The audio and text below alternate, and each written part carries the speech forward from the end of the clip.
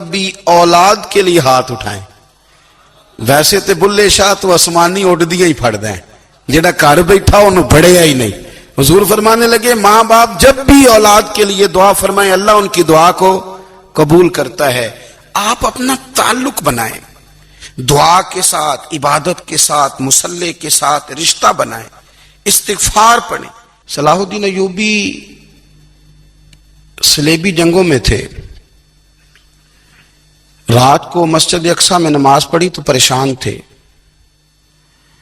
ایک بزرگ سے ملاقات ہوئی تو وہ کہنے لگے کہ آپ بڑے پریشان ہیں. کہنے لگے حضور پریشان اس لیے ہوں کہ پہلے ہی مسلمان کمزور ہے, اب میں نے سنا ہے دشمن کا ایک بحری بیڑا وہ جنگی سامان سے بھرا ہوا آ رہا ہے, تو اب ان کے پاس اور تلواریں اور نیزے آ جائیں گے, مسلمانوں کے پاس پہلے ہی وسائل کی کمی ہے, پریشان ہو کس طرح کر کے مقابلہ کریں گے. یہ بات کہتے ہی صلاح الدین ایوبی نے بزرگوں سے کہا حضور آپ بھی دعا کرنا, دعا کی بڑی طاقت ہے. میرے نبی پاک نے فرمایا دعا مومن کا ہتھیار ہے, دعا مومن کا. حضور نے فرمایا تقدیر کو سوائے دعا کے کوئی چیز نہیں بدل سکتی. دعا مومن کا ہتھیار ہے, یہ کافر کے پاس کوئی نہیں, یہ ہتھیار ہے مومن کا. اللہ کرے آپ کو سمجھ آئے, پھر سنیں کئی بار کہہ چکا ہوں یہ ہتھیار ہے. کافر کے مقابلے میں جو تیرے پاس سب سے بڑا ہتھیار ہے وہ دعا ہے. دعائیں کرانی چھوڑ دی, کرنی چھوڑ دی, لینی چھوڑ دی. حضرت سیدنا انس بن مالک رضی اللہ تعالیٰ عنہ فرمایا کرتے تھے میں نے وہ رنگ دیکھا ہے جب حضور دعا مانگتے تھے اور حضور کی مقدس آنکھوں میں آنسو بھی ساتھ ہی بہا کرتے تھے, میں نے وہ انداز دیکھا. تو صلاح الدین ایوبی بزرگ سے کہنے لگے آپ بھی دعا کیجیے, اور خود رونے لگے اور سر سجدے میں رکھ کے رونے لگے, اور عشاء سے لے کر فجر تک روئے, خوب روئے. صبح وہ بزرگ آئے تو صلاح الدین ایوبی کا خوبصورت اور ہنستا ہوا چہرہ دیکھا. کہنے لگے آپ بڑے خوش ہیں, رات تو میں نے بڑے روتے ہوئے دیکھا تھا. تو کہنے لگے حضور وہ جو بحری بیڑا آ رہا تھا نا وہ پانی میں ڈوب گیا ہے, اب وہ نہیں آ رہا, ابھی خبر آئی ہے تو میں بڑا خوش ہوں. بزرگ کہنے لگے اٹھ سینے سے لگ, اور سن ایک بات, وہ بحری بیڑا پانی میں نہیں ڈوبا, وہ تیرے آنسوؤں میں ڈوب گیا ہے. وہ جو تو رات رویا ہے نا رب کریم کی بارگاہ میں تو وہ ڈوب گیا ہے. بھائی اپنا مصلی کا, عبادت کا, وظائف کا, اللہ اللہ کا سلسلہ اس کو مضبوط کرے, اپنی دعاؤں کے تعلق کو مضبوط کرے. دعائیں بڑے انقلاب برپا کر دیتی ہیں. ہم تھوڑے تھوڑے نا جب سے خشک ہوئے ہیں نا, خشک, اور میری تو جماعت ہی صوفیاء کی جماعت تھی. ہم تو داتا علی اجمیری کی جماعت سے, ہم تو خواجہ اجمیری کی جماعت سے, ہم تو شیخ احمد فاروق سرہندی کی جماعت سے, ہم تو صوفیاء کی جماعت. ہمارے ہاں تسبیحات پڑھ لی جاتی ہیں اگر کبھی موقع ملے, لیکن وہ خاص انہماک, وہ خاص شوق, وہ خاص ذوق اللہ تبارک و تعالیٰ کی عبادت کا. ایک ہوتا ہے نماز پڑھنا, ایک ہوتا ہے اہتمام کے ساتھ نماز پڑھنا, یعنی ذرا وقت پہ اٹھنا, ذرا صحیح کر کے وضو کرنا, ذرا شوق سے مصلی بچھانا. ایک ہوتا ہے تسبیح پڑھ لینا, اور ایک ہوتا ہے ذرا تھوڑا سا نا شوق کے ساتھ اللہ کو یاد کرنا. آپ کبھی جو میں نے آیہ کریمہ پڑھی اس کی آپ شان نزول دیکھیں. نبی کریم صلی اللہ تعالی علیہ وسلم کے نا کچھ صحابہ اللہ کی محبت کے شوق میں حضور کی بارگاہ میں حاضر ہوئے, اور انہوں نے آ کے عرض پتہ کیا کیا, عرض کرنے لگے یا رسول اللہ صلی اللہ تعالی علیہ وسلم سالوں بیت گئے ہیں سجدے کرتے ہوئے, حضور سالوں بیت گئے ہیں تسبیح پڑھتے ہوئے, سالوں بیت گئے کہتے ہوئے کہ سبحان اللہ وہ پاک ہے, ہمیں سالوں بیت گئے یہ کہتے ہوئے کہ اللہ اکبر وہی سب سے بڑا ہے, سالوں بیت گئے کہتے ہوئے کہ الحمدللہ ساری تعریفیں اللہ کے لیے, سالوں بیت گئے اس کی تسبیح کرتے, تحلیل کرتے, تکبیر کہتے. حضور اب نہ ہمارا اپنے رب سے ملنے کو جی چاہتا ہے, کبھی اے حقیقت منتظر نظر آ نہ لباس مجاز میں, لاکھوں سجدے تڑپ رہے ہیں میری جبین نیاز میں.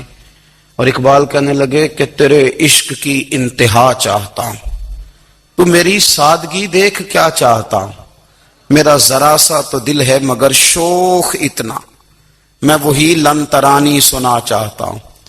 میرا بھی دل کرتا ہے کہ اللہ میں تجھے کہوں میں تجھے دیکھنا چاہتا ہوں، جس طرح حضرت موسیٰ کلیم علیہ السلام نے کہا تھا، اور تو مجھے کہے کہ لن ترانی تو نہیں دیکھ سکتا، ذرا سا تو دل ہے مگر شوق اتنا، میں بھی وہی لن ترانی سنا چاہتا ہوں۔ پھر کہنے لگے بھری بزم میں راز کی بات کہہ دی، بڑا بے ادب ہوں سزا چاہتا ہوں۔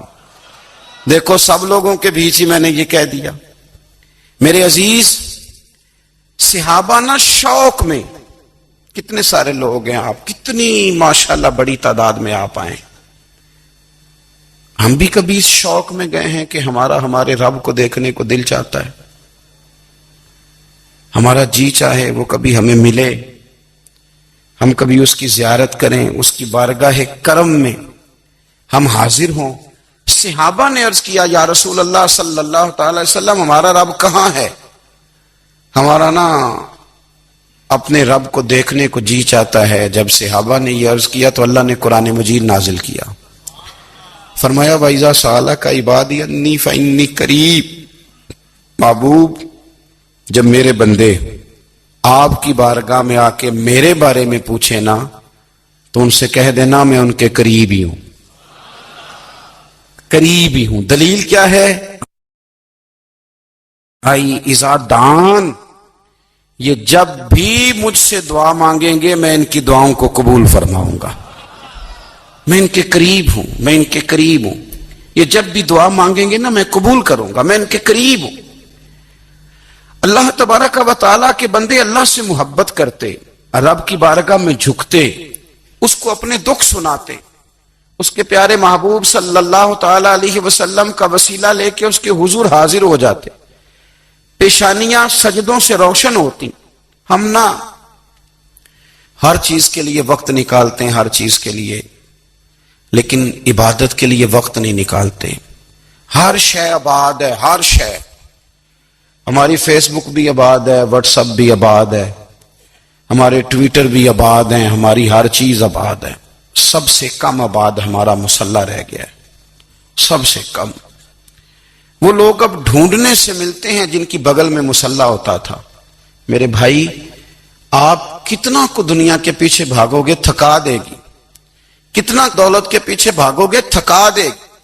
آپ جب اپنی زندگی میں جمع تفریق کرو گے نا تو مرتے وقت احساس ہوگا کہ سارا کچھ تو لوگوں کے لیے کیا، اپنے لیے تو کر ہی کچھ نہیں سکے۔ اور ہم عبادت کے معاملے میں بہانے بازی بھی کرتے ہیں، ہم کہتے ہیں اوہو رزق کمانا بھی تو عبادت ہی ہے نا، تو میں حلال روزی کے لیے جا رہا ہوں، یہ بھی تو عبادت ہے نا۔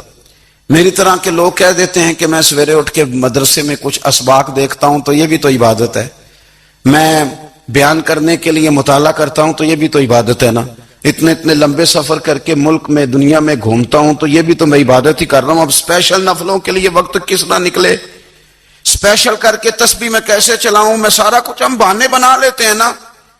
میرا سوال یہ ہے کہ یہ ساری باتیں صحابہ کو، نبی کریم کو، دیگر لوگوں کو بھی تو پتہ تھی نا، لیکن آپ غور تو کریں 23 سال حضور کو وقت ملا، مختصر وقت ظاہراً تبلیغ کرنے کے لیے، پوری دنیا میں دین بھی پھیلانا ہے۔ گھر میں 11 ازواج ہے، 4 بیٹیاں ہیں، ان کی اولادیں، سارے کام کاج بھی دیکھنے ہیں، لیکن سیدہ طیبہ طاہرہ حضرت عائشہ صدیقہ رضی اللہ تعالیٰ عنہ فرماتی ہیں سارا دن تبلیغ کرتے، ہر غلام کے دکھ سنتے، گھر میں آتے تو اپنے گھر والوں کا خیال کرتے، کام میں ہمارا ہاتھ بٹاتے۔ قربان جاؤں، کہتی ہیں زمانہ سارا سو جاتا لیکن آمنہ کے لال مصلی بچھا لیتے۔ دنیا سو گئی، ساری سب سو گئے، جو خدام تھے، وہ جو غلام تھے وہ سو گئے۔ صحیح مسلم نے لفظ ملیں گے، سیدہ پاک فرماتی ہیں او میرے نبی کے غلاموں، میں نے یہ رنگ بھی دیکھا ہے کہ حضور نے اتنا کھڑے رہے، اتنا قیام کیا، اتنا قیام کیا کہ مقدس پیروں میں ورم آ گئے، سوج گئے پیر، اتنے بڑے۔ دل پہ ہاتھ رکھ کے نہیں بتا سکتا کہ میرے کبھی نماز میں پیر سوج گئے ہوں، کوئی نہیں بتا سکتا۔ بچوں کی روٹی کماتے تھک گئے بات الگ ہے، ہم سیر کرنے گئے تو تھک گئے بات الگ ہے، لیکن عبادت میں عبادت میں یہ بھی تو مسلم شریف ہے نا، یہ بھی تو دین ہے نا، یہ بھی تو حضور کی سنت ہے، یہ بھی تو وہ چیز ہے جو کریم کی آنکھوں کی ٹھنڈک ہے۔ سیدہ فرماتی ہیں پیروں میں ورم آ گئے اور ساری رات ہی حضور نے نماز پڑھی اور ایک ہی آیت بار بار دہرائی۔ مسجد نبوی میں بلال حبشی نے فجر کی اذان دے دی اور حضور ابھی مصلی پہ تھے۔ کریم فارغ ہوئے، میں نے عرض کی یا رسول اللہ صلی اللہ علیہ وسلم، آپ کے تو صدقے اللہ اگلے پچھلوں کے گناہ معاف کرے گا، تو آپ اتنی آہوزاری کیوں فرماتے ہیں؟ آپ تو شفیع ہیں، آپ تو انبیاء کے امام ہیں۔ تو حضور نے فرمایا عائشہ تم نے گنوایا ہے نا میرے اللہ کی مجھ پر کتنی رحمت ہے۔ افلا اکون عبدا شکورا، فرمایا اگر اس نے اتنی نعمتیں دی ہیں تو کیا میں اس کا شکر گزار بندہ نہ بنوں؟ میں شکر گزار بندہ نہ بنوں اس کا؟ پھر اگر اتنی نعمتیں اس نے دی ہیں، مجھے اتنا نوازا ہے، تو پھر میں اس کے سامنے سجدے نہ کروں؟ او میرے بھائی، بڑے قابل فخر لوگ ہیں ہم کہ ہم نبی پاک کے غلام ہیں۔ بھائیو، جب انسان کا رشتہ اپنے مالک کے ساتھ ہوتا ہے پھر تو غم بھی کچھ نہیں کہتے، پریشانیاں بھی کچھ نہیں کہتی، پھر تو زندگی صبر والی، پھر تو زندگی توکل والی، پھر تو زندگی بھروسے والی، پھر انسان اپنے آپ کو رسوا نہیں کرتا۔ دنیا داروں سے امیدیں اس کی ختم ہو جاتی، امیدیں اللہ رسول سے لگا لیتا ہے، مضبوط ہو جاتا ہے، مضبوط، طاقتور ہو جاتا ہے، خوددار ہو جاتا ہے، باوقار باعزت ہو جاتا ہے۔ حضرت بہلول دانا رحمت اللہ علیہ بیٹھے تھے تو ہارون رشید حج کر کے آ رہا تھا، تو رستے میں حضرت شیخ سے ملاقات ہو گئی، تو السلام علیکم کے بعد کہنے لگا حضور کوئی حکم ہو تو بتائیے گا۔ تو حضرت بہلول دانا فرمانے لگے تیرا رب کون ہے؟ اس نے کہا اللہ۔ تو فرمایا میرا کون ہے؟ کہا اللہ۔ فرمانے لگے تو بڑا ہی بیوقوف ہے، کیا تو یہ سمجھتا ہے کہ رب ہارون رشید کو تو دے گا اور بہلول دانا کو بھول جائے گا؟ تیرا بھی وہی رب ہے، میرا بھی وہی رب ہے۔ اس نے اگر تجھے دے کے آزمایا ہے تو ہو سکتا ہے مجھے نہ دے کے آزما رہا ہو۔ جب اس کی حکمت کے تقاضے ہوں گے تو عطا کرے گا اور دے گا، تو جا اپنا کام کر۔ بھائی، اپنی روحانی زندگی، اپنی عبادات، اپنے وظائف، اپنے روزمرہ کے معاملات، اپنی دعائیں، اپنا استغفار، دیکھو کوئی مشکل کام تو نہیں، 2 رکوع ہیں سورہ واقعہ کے اگر رات کو پڑھ لی جائے تو۔ میں کس طرح یہ بات بیان کروں کہ تعویذ بانٹنا آسان ہے اور وظیفہ بتانا مشکل ہے؟ سارا دن تعویذ بانٹیں تو لوگ لینے کو تیار ہیں، اور اگر آپ وظیفہ بتائیں تو کہتے ہیں تو مشکل کام ہے۔ او خدا کے بندے، اگر آپ کا تعلق قرآن پاک کے ساتھ مضبوط ہو، قرآن پاک کے ساتھ اگر آپ کا رشتہ ہو، لوگ سفارشیں ڈھونڈتے ہیں نا دنیا میں، کوئی تعلق مل جائے تو میرا کام ہو جائے۔ دنیا میں اتنا مشکل معاملہ ہے، آخرت میں مجھے بتائیے گا کتنا مشکل معاملہ ہوگا۔ میرے نبی پاک صلی اللہ تعالی علیہ وسلم نے فرمایا جو لوگ سورہ ملک پڑھا کرتے تھے نا، سورہ ملک، یہ سورت ملک قیامت میں ان کی سفارش کرے گی، اور اس طرح کرے گی کہ کہے گی اے اللہ یہاں اس بندے کو جنت میں داخل کر دے یا مجھے قرآن پاک سے علیحدہ کر دے۔ تو رب فرمائے گا جا اس کا دامن تھام کے اسے جنت تک پہنچایا۔ آپ بات کو سمجھیں، جب آپ کے تعلقات اپنے معاملات کے ساتھ مضبوط ہوں گے، یہ نبی کریم نے وعدہ کیا ہے کہ تو سورت واقعہ پڑھ تیرے گھر میں فاقہ نہیں آئے گا۔ حضرت عبداللہ ابن مسعود رضی اللہ تعالیٰ عنہ بیمار تھے تو حضرت عثمان غنی رضی اللہ تعالیٰ عنہ تیمارداری کے لیے تشریف لے گئے اور جا کر کے کہا کہ آپ بڑے بیمار ہیں، آپ کی بیٹیاں زیادہ ہیں، میں چاہتا ہوں کہ خزانے میں سے کچھ مدد کروں۔ تو سیدنا عبداللہ ابن مسعود رضی اللہ تعالیٰ عنہ اٹھ کے بیٹھ گئے اور کہنے لگے امیر المومنین، اللہ آپ کو میری طرف سے، میری بیٹیوں کی طرف سے بہتر صلہ دے، میری بیٹیوں کو کسی خزانے کی ضرورت نہیں، میں نے انہیں خزانہ دے دیا ہے۔ کہا جناب آپ نے کون سا خزانہ دیا ہے، میں آپ کے مالی معاملات کو جانتا ہوں۔ تو فرمانے لگے امیر المومنین، میرے نبی کریم نے فرمایا ہے جو سورت واقعہ پڑھے اسے کبھی فاقہ نہیں آتا، میں نے بیٹیوں کو یاد کرا دی ہے، یہ خزانہ میں نے انہیں دے دیا ہے۔ وہ سارے والدین سنیں جو بیٹیوں کے لیے پریشان رہتے ہیں۔ حضرت عبداللہ ابن مسعود نصیحت کر رہے ہیں، فرمانے لگے میں نے سورت واقعہ یاد بھی کرا دی ہے، پڑھنے کی عادت بھی ڈال دی ہے۔ حضور نے فرمایا ہے جو سورت واقعہ پڑھے اسے فاقہ نہیں آتا۔ کہنے لگے چاند تو اپنی جگہ چھوڑ سکتا ہے، سورج گر سکتا ہے، تارے ٹوٹ سکتے ہیں، پر مدینے والے رسول کی بات غلط نہیں ہو سکتی۔ حضور نے فرمایا فاقہ نہیں آئے گا تو انشاءاللہ کبھی بھی نہیں آئے گا۔ کرنے کا کام یہ ہے کہ ہم اپنے معاملات، اپنی عبادات، اپنی دعائیں کبھی 10 منٹ عادت ہو جائے نا دعا مانگنے کی علیحدہ سے رات کو. بھائیو آپ خیال رکھیں گے، غور کریں گے. حضرت عبداللہ ابن عمر رضی اللہ تعالیٰ عنہ کے بارے میں پوچھا تو سیدہ فرماتی ہیں کہ نبی کریم صلی اللہ تعالیٰ علیہ وسلم نہ زیر لب مسکرائے اور فرمائے حفصہ تیرا بھائی ہے تو اچھا، لیکن میں نے سنا ہے کہ عشاء کی نماز پڑھتا ہے تو فجر تک سویا ہی رہتا ہے. او نوجوانوں، 10 بجے تک سونے کی بات نہیں ہوئی، 9 بجے تک سونے کی بات نہیں ہوئی، 11 بجے اٹھنے کی بات نہیں. حضور فرمانے لگے میں نے سنا ہے کہ عشاء کی نماز پڑھ کے سو جاتا ہے اور فجر تک سویا ہی رہتا ہے، اسے چاہیے کہ تہجد کے وقت اٹھا کرے، اللہ کی بارگاہ میں حاضر ہوا کرے، آہوزاری کرے، سجدے کرے، عبادت کرے. اٹھتا ہے اور فجر میں جا کے اٹھتا ہے. حضرت جناب حفصہ رضی اللہ تعالیٰ عنہ کہتی ہے میں نے جناب عبداللہ ابن عمر کو پیغام دیا اور میں نے کہا میرے جوان بھائی سن. نبی پاک نے فرمایا ہے تو اچھا پر تہجد میں نہیں اٹھتا، نفل نہیں پڑھتا. او میری ملت کے جوانوں، مزہ نہیں آ جاتا جب ساری دنیا سوئی ہو، ساری دنیا، اور بستر بھی گرم ہو اور نیند بھی پورا غلبہ کر رہی ہو، اور اچانک گھنٹی بجے دماغ میں، آنکھ کھلے، گھڑی پہ نظر پڑے، 3:30 4 بجے کا پیغام گھڑی بتائے، اور کوئی چڑھتی جوانی والا اٹھ کے وضو کرے، اور جب وہ مصلی کھول کے بچھائے تو مدینے والے محبوب کہتے ہیں کہ ہر نماز پہ رب ثواب دیتا ہے، اور جو اٹھ کے تہجد کی نماز پڑھے اسے دیکھ کے تو رب مسکراتا ہے، جو اس کی شان کے لائق ہے، جو اس کی شان کے لائق، وہ مسکراتا ہے، خوش ہوتا ہے کہ میرا بندہ تہجد میں اٹھ گیا، وہ مسکراتا ہے. کاش ہماری صبحیں کبھی اپنے مالک کے نام ہو جائیں، کاش کے صبح. حضرت ابو الحسن رحمت اللہ تعالی علیہ حضرت معاذ ابن جبل رضی اللہ تعالیٰ عنہ کے پاس بیٹھا کرتے تھے. فرماتے ہیں ان سے جو پیار بڑھا تو پھر میرا مصلی سے بھی بڑھ گیا. تابعی ہیں. فرماتے ہیں صحابی رسول سے محبت ہوئی تو ذکر سے بھی ہو گئی، پھر درود شریف سے بھی ہو گئی. محبت ان سے بڑھی تو پھر اللہ نے مسجد کا پیار بھی بڑھا دیا. آپ فرماتے ہیں کہ میری ہر وقت طبیعت چاہتی تھی کہ بس اللہ اللہ کروں، بس اللہ اللہ کروں، بس نہ میں ذرا تھوڑی جان چھڑاؤں لوگوں سے، کو 10 منٹ ملے تو میں کچھ 4 نفل پڑھ لوں، میں تھوڑا سا نہ بچوں لوگوں سے، اور مجھے تسبیح ملے تو میں نہ کچھ 400-500 دفعہ استغفار پڑھوں، سبحان اللہ، الحمدللہ، اللہ اکبر، لا حول ولا قوت الا باللہ، میں نہ تسبیحات پڑھوں.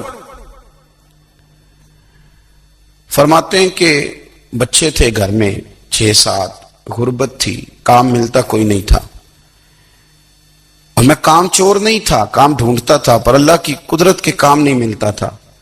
فرماتے ہیں کہ میں نے ایک دن اپنی اہلیہ سے کہا کہ آج میں پھر جاتا ہوں کام ڈھونڈنے. تو میری بیوی بڑی فرما بردار تھی، پر اس دن نہ غربت کے ہاتھوں تنگ آ کے کہنے لگی آج نانا کوئی تو چیز لے کے آیا. تو مجھ سے بچوں کی بھوک نہیں دیکھی جاتی، یہ سب روگاں دا روگ محمد جس دا نام غریبی، کنڈ بلا کے لنگ جاندے نہیں دوست یار قریبی. آج نہ کچھ لے کے آیا تو میں بچے لے کے چلی جاؤں گی. شیخ فرماتے ہیں کہ میں بڑا پریشان گھر سے نکلا، پر میں نے صبح سے لے کے زور تک کام ڈھونڈا، کام ملا کوئی نہیں. تو میرے دل میں خیال آیا چلو کام نہیں ملتا تو اللہ اللہ تو کرے نا، چلو بندوں کی مزدوری نہیں ملتی تو رب کریم کی عبادت ہی کرتے ہیں. فرماتے ہیں کہ میں نے نا فرات کے پانی سے وضو کیا، نہر کے، شدید دھوپ تھی، ساتھ ریت تھی اور ریت تپ رہی تھی. میں نے اپنا رومال وہیں مصلی کے طور پر بچھا لیا، اور فرماتے ہیں کہ زور سے لے کر عصر تک نماز پڑھی، دھوپ بھی پورے زور پہ، پر میرے سجدے کا ذوق بھی پورے زور پہ. فرماتے ہیں سورج بھی چمک رہا ہے اور رب کی عبادت کا ذوق بھی پورے زور پہ. میں سجدہ کروں تو پھر میرا اٹھانے کو جی نہ چاہے. میرے استاد لکھا کرتے تھے، یہ ان کا شعر ہے، وہ کہا کرتے تھے مجھے سوز دے، مجھے ساز دے، اور مجھے نیم شب کا نیاز دے، دم سجدہ خود کو میں توڑ دوں، مجھے ایسا ذوق نماز دے. اور میں تیری بہار کا پھول ہوں، میں کھلا بھی ہوں تو تیرے لیے، مجھے میری شاخ سے توڑ لے، مجھے اپنی زلف کا ناز دے۔ بھائی فرماتے ہیں کہ عصر تک میں نے نفل پڑھے، دل ڈھلنے لگا، عصر کی نماز پڑھی اور میں وہاں سے چلا۔ اب میں جب نکلنے لگا تو دل میں خیال آیا کہ چھوٹی چھوٹی دیواریں ہیں گھر کی، بغیر کچھ لیے جاؤں گا تو بیوی دور سے دیکھے گی تو شور کرے گی کہ پھر خالی ہاتھ آ گیا ہے۔ کہتے میں نے اپنی اسی رومال میں جس پہ میں نے نماز پڑھی تھی نا، رومال میں کی آخی دے پنجابی صافہ کہتے ہیں، اسی میں نا میں نے کچھ ریت بھر لی کہ وہ دور سے دیکھے گی تو سمجھے گی کچھ لے کے آیا ہے، چلو جا کے اسے بتا دوں گا کہ آج پھر مزدوری نہیں ملی۔ کہتے ہیں وہ ریت لے کر جب میں گھر میں گیا تو پہلے بیوی دروازے پہ کھڑی ہوتی تھی، پوچھتی تھی خالی ہاتھ آ گئے ہو؟ آج میں نے دیکھا تو ہے ہی کوئی نہیں۔ فرماتے ہیں میں اندر داخل ہوا، سلام لیے، کونے میں نے وہ رومال رکھ دیا اور میں نے آواز دی کہ بھلی مانس کہاں ہو؟ تو وہ کہنے لگی آپ منہ ہاتھ دھو لیں، میں روٹی لے کے آئی۔ میں نے کہا روٹی کہاں سے آ گئی؟ یہاں تو کئی دنوں کے فاقے ہیں، تو کئی دنوں کی غربت ہے، یہاں تو اس گھر میں تو فقیری ہے۔ فرماتے ہیں کہ وہ روٹی لے کے آئی اور اس وقت کی جو موجودہ نعمتیں تھیں، سمجھ لیں سلاد، اچار، ہر چیز ساتھ لائی۔ میں نے کہا کہ بچے کہاں گئے؟ کہنے لگی وہ کھانا کھا کے کھیلنے گئے، آپ کھانا کھا لیں آ جاتے۔ کھانا اس نے چن دیا۔ میں نے حیرت انگیز لہجے میں ساری نعمتیں اپنے دسترخوان پہ دیکھ کر کے بیوی سے پوچھا یہ کہاں سے آیا کھانا؟ بچوں کو تو نے کہاں سے کھانا کھلایا؟ یہ سارا کچھ کیسا ہے؟ تو کہنے لگی پتہ نہیں آج آپ کس کریم کی مزدوری کرنے چلے گئے تھے، پتہ نہیں کس کریم کی، میرے گھر میں تو اتنی نعمتیں آئی ہیں کہ مجھ سے سنبھالی نہیں جا رہی، اتنا اناج ہے، اتنا گندم ہے، کس کریم کے دروازے آج چلے گئے تھے؟ یہ کہتے کہتے وہ اٹھی اور اٹھ کر کے کہنے لگی پہلے بڑا کچھ آیا تھا، اب کیا لے آئے ہو؟ اور جا کر کے نا اس نے وہ ریت والا رومال کھولا، کہنے لگے میں تو لے کے آیا تھا ریت، تو میرے رب نے اسے بھی سونے اور ہیرے بنا دیا تھا۔ جب آپ کی توجہ اللہ کی جانب، میرے نبی پاک صلی اللہ تعالی علیہ وسلم نے فرمایا ہر چیز اپنے رب سے مانگ، ہر چیز مانگ، ہر چیز مانگ۔ یا رسول اللہ کیا کچھ؟ میرے محبوب نے فرمایا تیرے گھر میں نمک بھی ختم ہو جائے تو وہ بھی اپنے رب سے مانگا کر، تو مانگنا وہ تجھے دے گا، تو اس کی بارگاہ میں کشکول